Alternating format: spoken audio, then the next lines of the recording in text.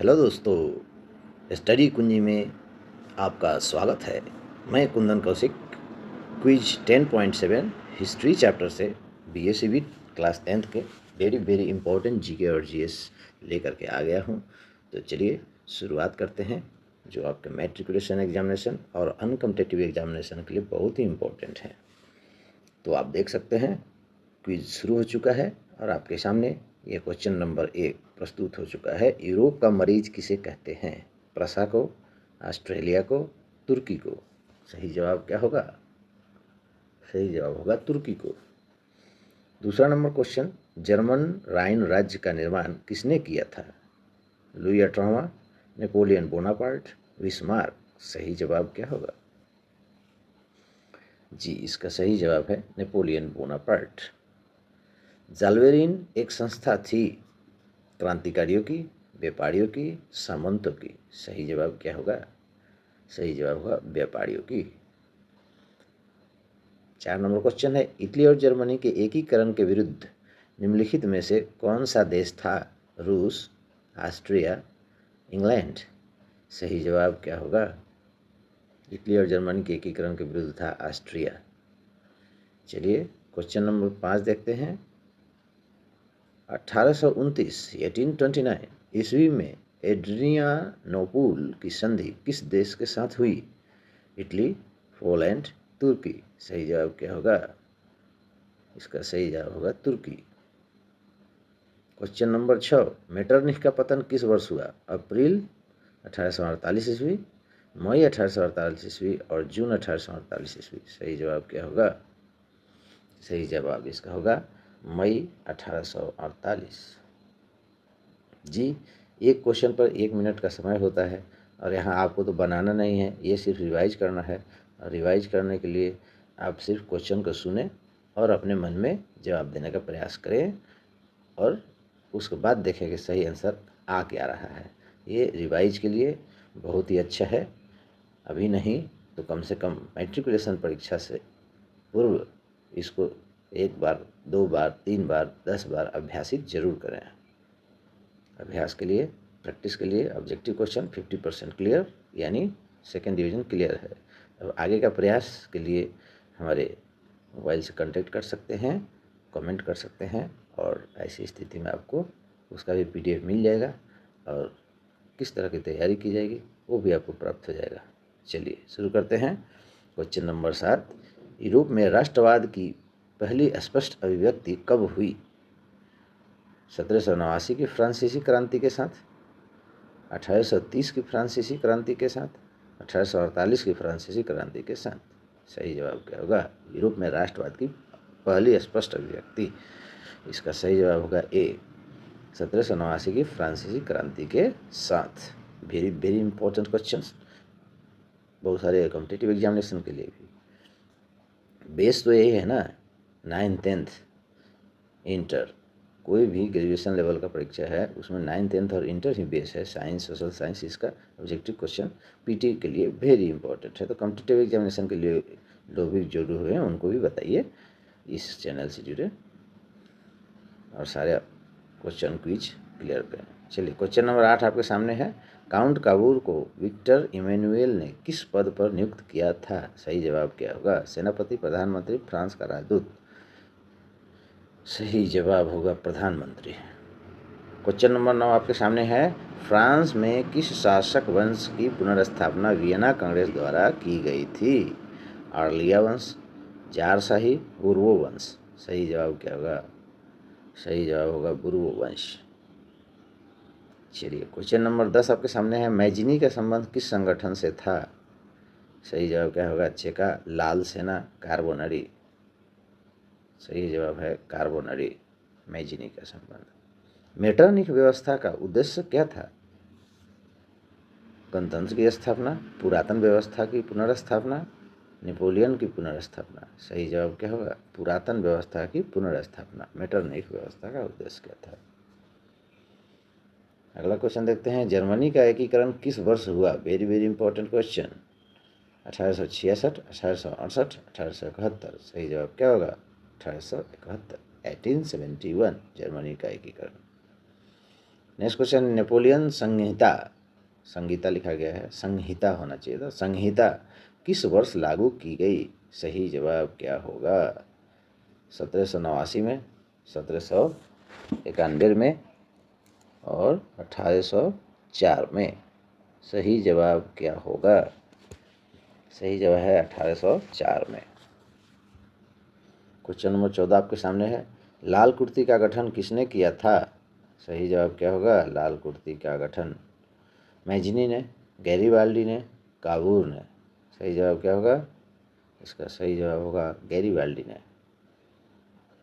15 number question, Vienna किस देश की राजधानी है? वियना। सही जवाब क्या होगा? फ्रांस, ऑस्ट्रिया, रूस। तो इसका सही जवाब होगा ऑस्ट्रिया। आप इस क्विज को जो है अपने कॉपी पे उतार सकते हैं। उतार कैसे सकते हैं कि ये क्विज तो आपको पहले ही चालू करने से पहले आपको पता चल जाएगा कि क्विज में कितने क्वेश्चन हैं। कितने क्वेश्चन को ऊपर नीचे लिख लीजिए और आप जो है जवाब देते जाइए, और हम बीच में जो समय दे रहे हैं उस समय में आप अपने क्वेश्चन को ABC जवाब दे लीजिए, और उसके बगल में फिर जगह मिलता है, फिर हम जवाब दे रहे हैं तो अगर आपका गलत हो गया तो बगल में काट के वो जवाब दीजिए, और इस प्रकार आप अपना खुद समझ सकते हैं कि हम कितना बना रहे हैं। और अगर क्विज में भाग लेना है, सेम टू सेम इस तरह का क्विज आप बना सकते हैं, और उसमें आपको खुद पता चलेगा कि सही जवाब भी क्या है और कितना % आपने सही बनाया। तो उसके लिए आप जो है कमेंट कर सकते हैं, आपको मोबाइल नंबर बताया जाएगा पर्सनली, और आप वहाँ पे क्विज फ्री में बना सकते हैं, मुफ्त में। चलिए नेक्स्ट करते हैं क्वेश्चन नंबर 16, वियना सम्मेलन का अध्यक्ष कौन था? नेपोलियन बोनापार्ट, लुई 18वां, मेटरनिक। सही जवाब क्या होगा वियना सम्मेलन का? इसका सही जवाब है मेटरनिक। क्वेश्चन नंबर 17, वियना सम्मेलन किस वर्ष हुआ? 1815, 1820, 1825। सोच के बताइए फटाफट। जी आपने सोच लिया, और सही जवाब ये है 1815। तो आप मैच करा सकते हैं, आपका सोच सही है कि ये सही थे। आपका सोच गलत होगा तो मार्क्स माइनस कर लीजिए। 18 नंबर क्वेश्चन, इटली और जर्मनी के एकीकरण का विरोध कौन था? विरोधी कौन था? Austria, France, Britain. इटली और जर्मनी के एकीकरण का विरोधी कौन था?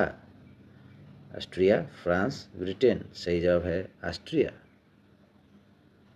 19 नंबर क्वेश्चन, काउंट काबूर की मृत्यु किस वर्ष हुई थी? 1862, 1864, 1868। 10 सेकंड का समय, बताइए फटाफट। 5 सेकंड काफ़ी है आपके लिए। सही है 1862, काउंट काबूर की मृत्यु 1862।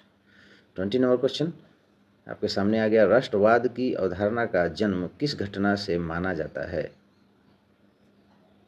पुनर्जागरण, गौरवपूर्ण क्रांति, फ्रांस की क्रांति। राष्ट्रवाद की अवधारणा का जन्म। तो आप पहले क्वेश्चन अगर ध्यान से इसको क्विज बनाए होंगे तो जवाब मिल गया होगा। उपरोक्त क्वेश्चन में एक जगह आया था यह, तो यह है फ्रांस की क्रांति।